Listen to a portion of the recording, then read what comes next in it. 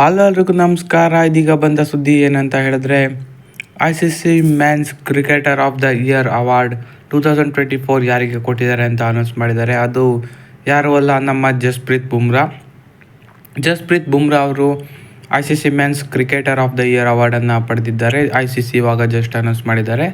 So throughout the year ಒಂದೊಳ್ಳೆ ಪರ್ಫಾರ್ಮೆನ್ಸನ್ನು ಕೊಡ್ತಾ ಇದ್ರು ಜಸ್ಪ್ರೀತ್ ಬುಮ್ರಾ ಅವರು.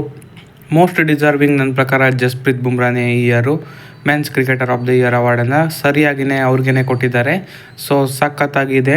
ಜಸ್ಪ್ರೀತ್ ಬುಮ್ರಾ ಅವರು test cricketer of the year ಕೂಡ ಪಡೆದಿದ್ದರು, ಹಾಗೆಯೇ men's cricketer of the year award ಕೂಡ ಪಡೆದಿದ್ದಾರೆ. ಸಖತ್ತಾಗಿರೋ ಇಯರ್ ಆಯಿತು ಜಸ್ಪ್ರೀತ್ ಬುಮ್ರಾಗೆ.